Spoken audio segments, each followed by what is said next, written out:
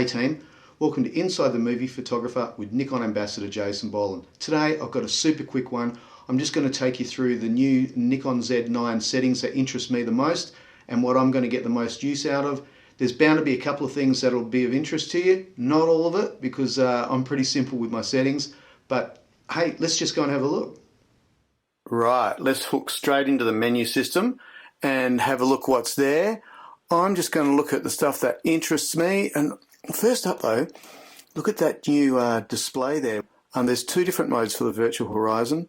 There's the different screens. We've got grid there, got info, and there. And through the viewfinder, you actually have a completely clean image, which is fantastic.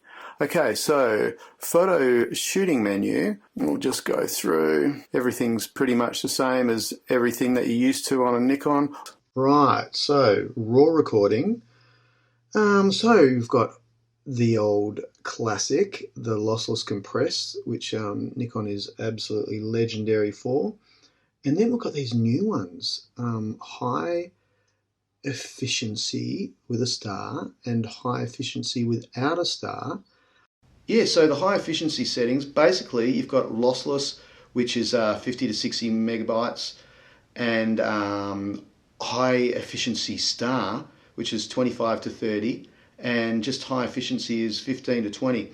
So, you know, basically we're looking at, you know, full 45 megapixels and then half and then a third size, so which is pretty rad actually, and it overtakes from what we used to have with the 14-bit and the 12-bit and the different file sizes. So we're just not losing anything anymore, which is incredible. So, you know, no need for the 12-bit turbo setting for me anymore. It's all 14-bit, and I got to tell you, it's lightning fast.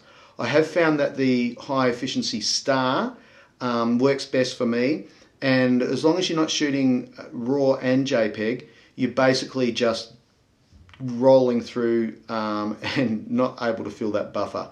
It does slow things down a little bit if you're shooting RAW and JPEG, which most of the people that have been testing the Z6 pre-production model have been doing, and a lot of them didn't realize that was what was happening when they were getting limited amount of frames, and of course they weren't using the fast cards. I shoot with the new Hoodman cards, which there's one that I've got at the moment, and it's lightning fast, and that's part of their new range. You can shoot RAW and JPEG, but if you do shoot RAW and JPEG, send them to separate cards because it does speed the process up. But you know, I'm a RAW guy. I know there's a lot of people out there that shoot RAW and JPEG, but just realise that there's you know, there could be some limitations if you try and do that.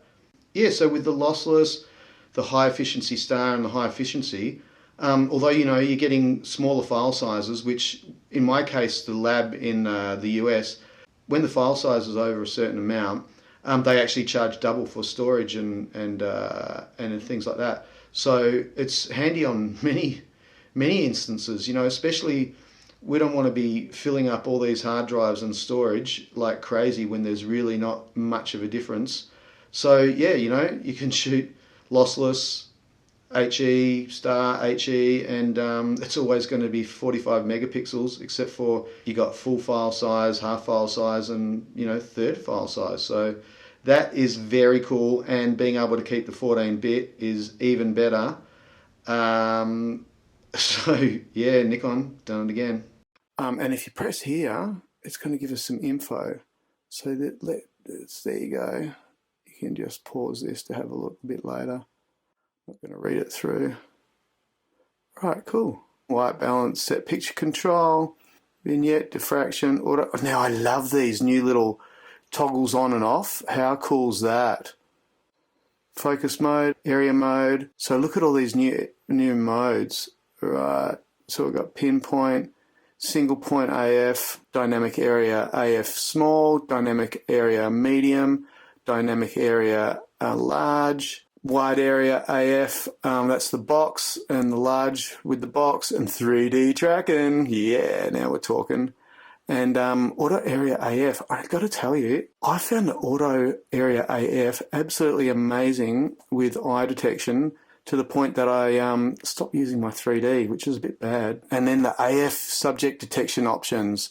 So you got auto, people, animal, vehicle, and subject detection off, which I found really helpful with the subject detection off when I didn't want it to default. And plus I found the people detect absolutely scary accurate. You've already seen the photos. It just blew me away. I can't say any more about that because it's just astounding. It was like to the point that I felt a bit ripped off because I didn't have to do too much work. And, you know, it's a photographer's camera. There's no doubt about that. But you definitely tell the camera what to do and it follows the instructions pretty much to the T. It's really quite amazing. You know, HDR strength now, which is fantastic. HDR mode, so cool. Interval timer, time lapse, focus shift, and there you go. All right, I'm going to give video a miss because there's other people that can tell you how to use that because I don't have a clue. All right, let's have a look at the custom menu settings. So we go down to focus and, you know, the standard. Now, this is really important, the focus tracking with lock-on. I found myself in the past just setting to 3 and not really using it, but with the Z9, I'm using it all the time. And I had a couple of missteps, and it was because I wasn't using the focus tracking with lock-on correctly. I've pre-focused on something, and then I went to photograph Corrie in the air, and there was a delay. I'm like, what's going on? And then I checked it, and I had it right on 5 for delayed, and then I put it back to quick, and it was like, oh, that's amazing. So we've got erratic and steady, and focus points, we've got the same. AF activation, all these, what we're used to. I'm going to say it again, I always use focus point wraparound. Focus point display, turn that off on a film set, don't want to get into any trouble. Focus peaking, love it. Matrix metering, face detection. Now how cool is that? For any of you guys that are using aperture priority or shutter priority, I've never seen that in a camera before, so that absolutely blows me away. Keep exposure when f-stop changes. This is really cool. So especially for those shooting video and that, but or for anything, if you want to have continuity, you guys stacking and stuff like that, then this is absolutely sensational option. Self-timer, continuous shooting speed, I've got it set to 20 at the moment, and continuous low at 10, but I'll actually take that back to 5 frames a second. Maximum shots, infinity, of course, got to get that action, don't want to miss out on it. Limit release mode, we'll see. Oh, now you know, so C30 and C120. Now, the 30 frames a second and the 120 frames a second, that's up the top here, you change that. The 120 is a small JPEG, I believe, and the 30 frames a second is large. So everything else shoots in RAW. And it may well be different on the final firmware. Extended shutter speeds. Yes, thank you very much. And you can even check out what that is. Extends the range of shutter speeds available in mode M for manual, decreasing the minimum speed from 30 seconds to 900 seconds. Sweet for all you guys. View photo mode. So these next two are like the old apply settings to live view. And then the next one, the starlight, that is like toggling it on and off so that, you know, you apply the settings, the live view, and then you take them away, so to speak, so that the camera is just shooting at its brightest and rawest, and you can see everything. You see in the dark like a cat full of carrots. The warm displays, this is really interesting actually. You've got these different modes now. Let's have a look what it has to say up there. So mode 1, use warm colours in all displays. Mode 2, use warm colours in all but the shooting and playback displays. That's really good for astro and, you know, just night work or super dark environments. You know, it just brings the frame up. You can have a good look around. I guess it's a little bit like using night vision goggles, but it's there and it works. And it's pretty interesting that Nikon have put all these things in for us. Right, so this is the release, it says release timing indicator, but what it is, it's when you're taking a photograph of what it does. So I've got it set to lines appear at all 4 edges, so I know that I've taken a frame.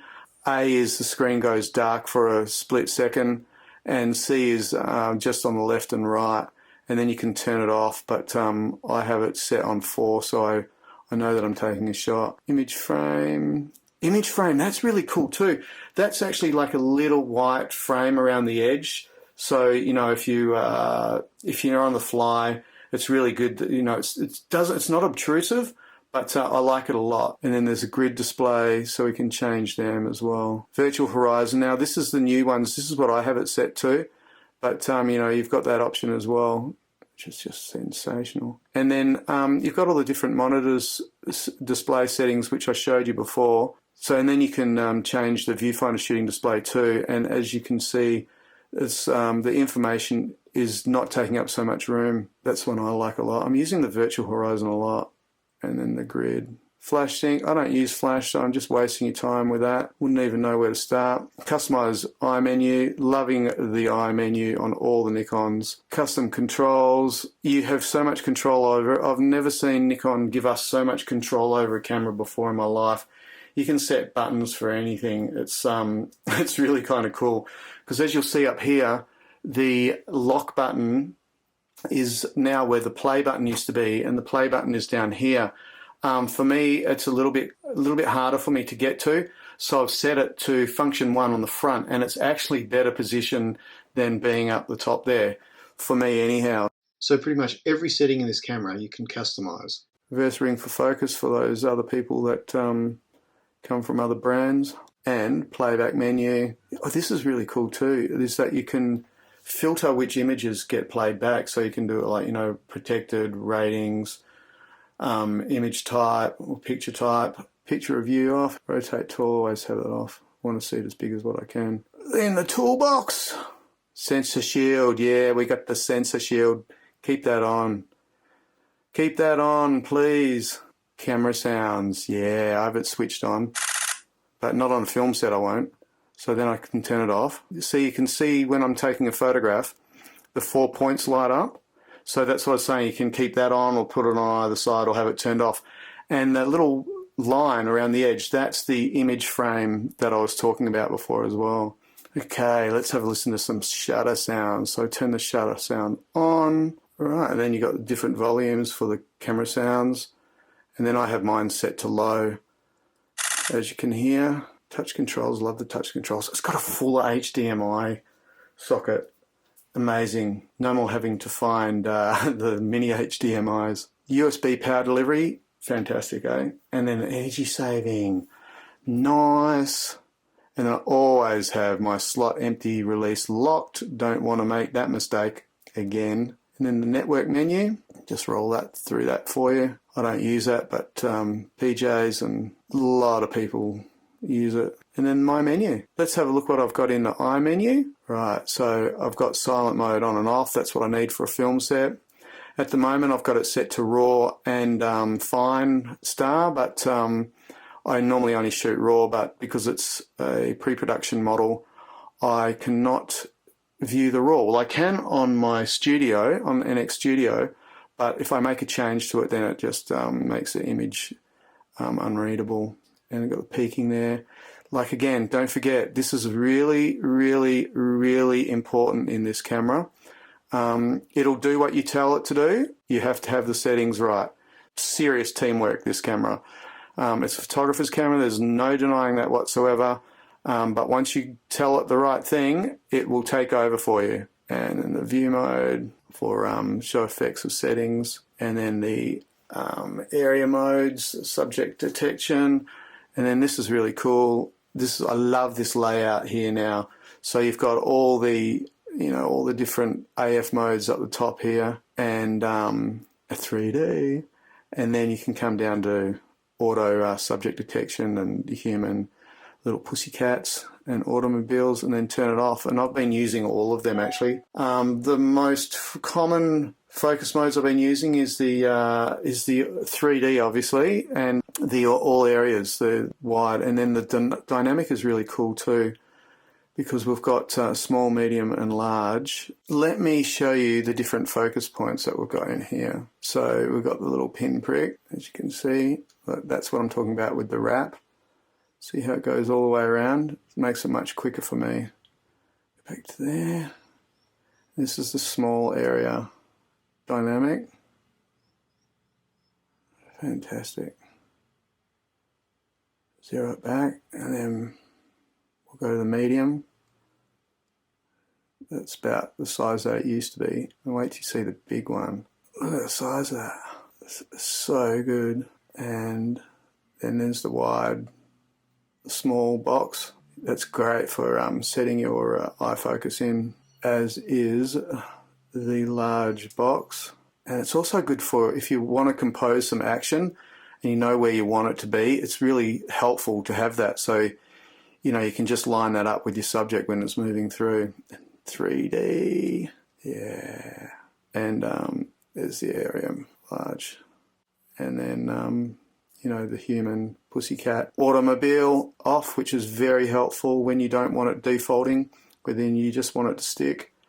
And there's the auto area.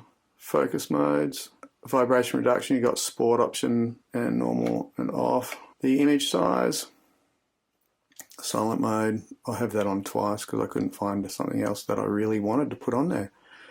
And I always have the custom controls in there so I can get to them. And the Kelvin. I'll normally match the Kelvin on the set to whatever we're shooting, but I was out in the sun yesterday shooting, so I had it set on auto area sun. So there you go. That's pretty much takes you through the menu system. Look, there's a lot that I've left out, but you know, you guys can find it. You can see the buttons on there at the moment. Have a good look of what's there and happy days. And it's a nice little lock on the card door now. See, it's so good I can't even get it off. There you go. Happy days. Right, well, let's turn it off and I'll show you around the camera. Don't know if it'll all be sharp, but let's give it a crack.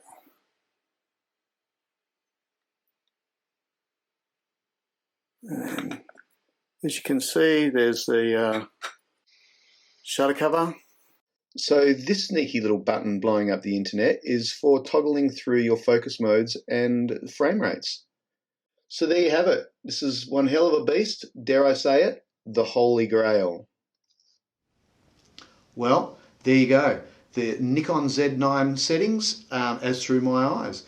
So if you enjoyed that or found it a little bit helpful, if you could ring the bell, that'd be really cool. And subscribe would be even cooler. And if you've got any questions, just go downstairs to the comment section and I'll be sure to answer you. All right, have a great day. Cheers.